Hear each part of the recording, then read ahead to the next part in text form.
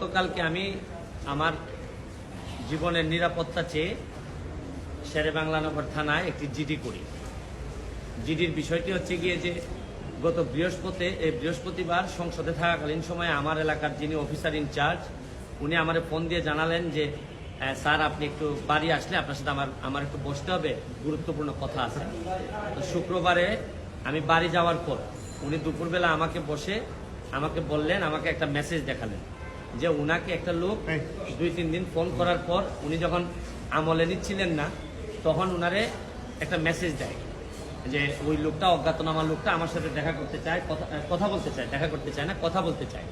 তো ওসি সাহেব আমলে নেননি। পরে যখন মেসেজটা দেখছেন যে মেসেজের মধ্যে আছে, দেখা যাচ্ছে যে একটা কন্ট্রাক্ট কিলার গ্রুপ যারা হায়ার করা হয়েছে তারা নাকি অ্যাক্টিভ, তার বক্তব্য অনুযায়ী।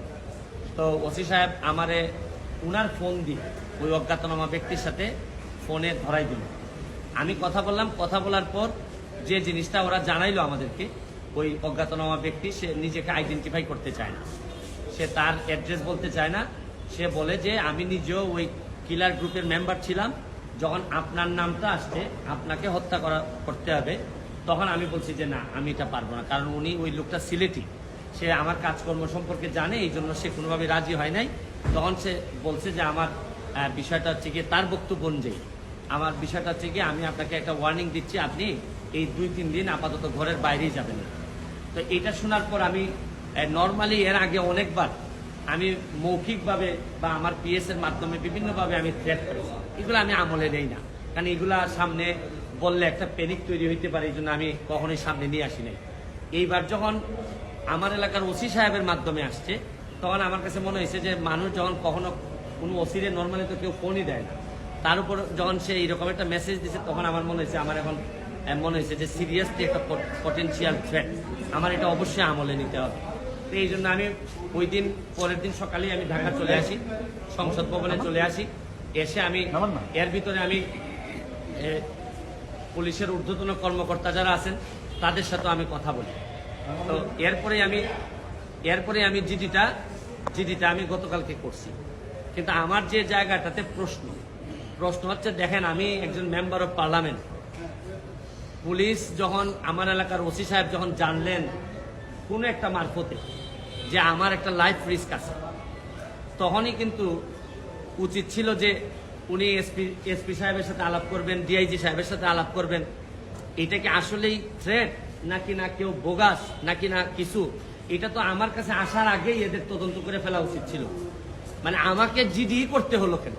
প্রশ্নটা হচ্ছে গিয়ে যে আমার থ্রেটটা তো আমি জানি না, জানছে প্রথমে ওসি সাহেবের পরে এটা এসপি ডিআইজি ওনাদের কাছে যান।